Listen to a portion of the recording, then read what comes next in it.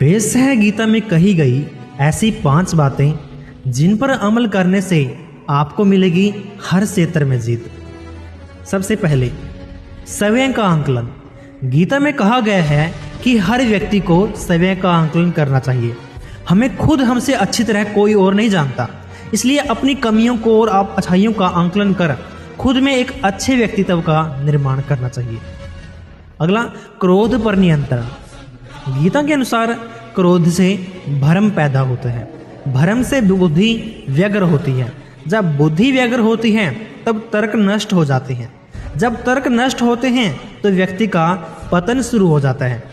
तो आप समझ ही गए होंगे कि किस तरह आपका गुस्सा आपको और आपके जीवन को प्रभावित कर नुकसान पहुंचाता है।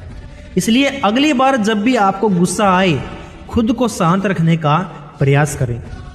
अगला, मन की माया। गीता में अपने मन पर नियंत्रण को बहुत ही अहम माना गया है। अक्सर हमारे दुखों का कारण मन ही होता है। वह अनावश्यक और निरर्थक इच्छाओं को जन्म देता है, और जब वे इच्छाएं पूरी नहीं हो पाती तो वह आपको विचलित करता है। इसी कारण जीवन में जिन लक्ष्यों को आप पाना चाहते हो, जैसा व्यक्तित्व अपनाना चाहते हो, मन की माया के कारण आप उससे दूर होते चले जाते हो। अगला, आत्म मंथन और सोच में निर्माण। गीता कहती है कि हर व्यक्ति को आत्म मंथन करना चाहिए। आत्मज्ञान ही अहंकार को नष्ट करता है। अहंकार अज्ञानता को बढ़ावा देता है। उत्कर्ष की ओर जाने के लिए आत्म मंथन के साथ ही एक सही और सकारात्मक सोच का निर्माण करना भी जरूरी है। जैसा आप सोचेंगे वैसा ही आप आचरण भी करेंगे। इसलिए खुद को आत्मविश्वास से भरा हुआ और सकारात्मक बनाने के लिए अपनी सोच को सही करें। अगला, फल की इच्छा। गीता में कहा गया है कि मनुष्य जैसा कर्म करता है उसे उसके अनुरूप ही फल की प्राप्ति होती है।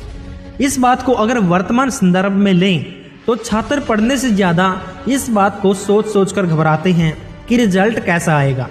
इसलिए ज़रूरी है कि वे अपने रिजल्ट की चिंता छोड़कर पढ़ने पर ध्यान दें।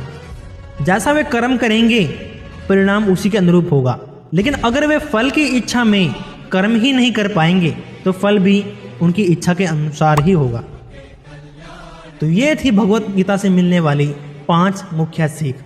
उम्मीद करता हूँ आपके जीवन में इन शिक्षाओं का काफ़ी महत्व आपको मिलेगा और काफ़ी कुछ जीवन में सुधार होगा। जय श्री कृष्ण।